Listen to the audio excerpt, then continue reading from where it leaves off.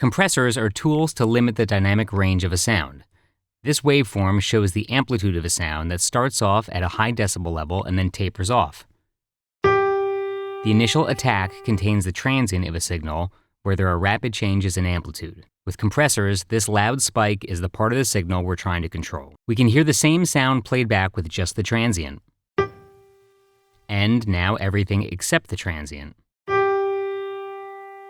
Why would anyone ever want to limit the dynamic range of a signal? For that answer, we turn to Chris Cornell.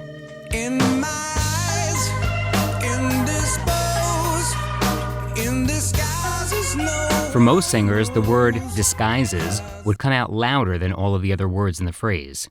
It's higher in pitch, and it's at a part in the phrase where you might naturally put more energy.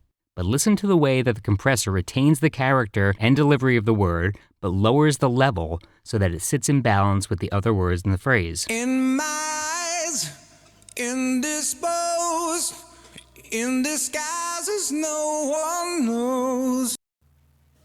In my eyes, indisposed, in disguises no one. Using compressors can make mixing a lot easier because there aren't as many moments where, for example, a singer is too loud on some words and then too quiet on others. Let's listen to how much compression and EQ is used on the bass track in this song.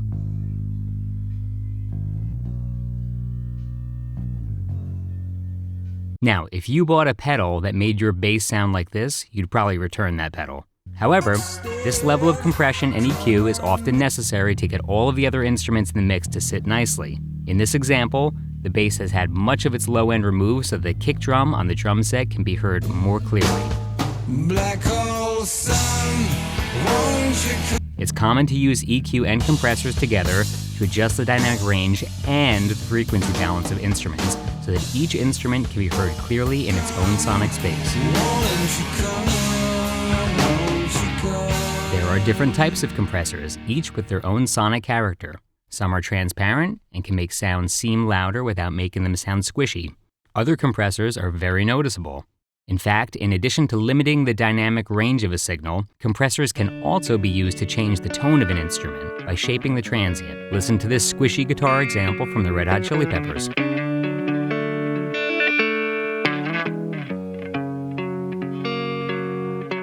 Now, a recording of that part played on an electric guitar with compression turned off and then on.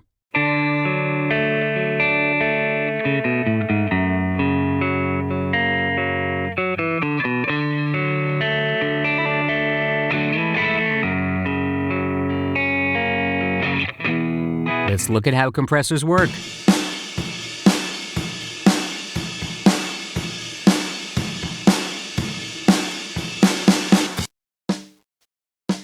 First, we set a level at which we want the compressor to kick in and begin compressing our signal. This level is called the threshold. Don't be confused by the negative numbers. The loudest our signal can be without clipping is 0 dB, so most of the signal is well below 0 dB, and the negative numbers count up to 0 dB. We next set a ratio for the compressor, which tells the compressor how much louder than the threshold the signal must be to raise the compressor level by 1 dB. For example, if the ratio is 4:1 and the signal coming into the compressor exceeds the threshold level by 4 dB, the signal coming from the compressor output will increase by only 1 dB instead of 4 dB.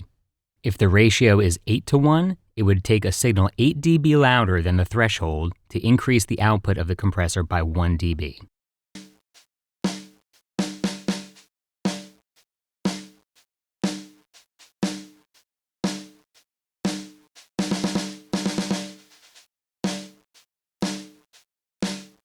The attack knob determines how much of the peak is allowed to get through the compressor before the compressor jumps into action and begins compressing. A fast attack will not wait very long before it begins compressing the transient spike, while a slower attack will sound more natural and only compress part of the transient.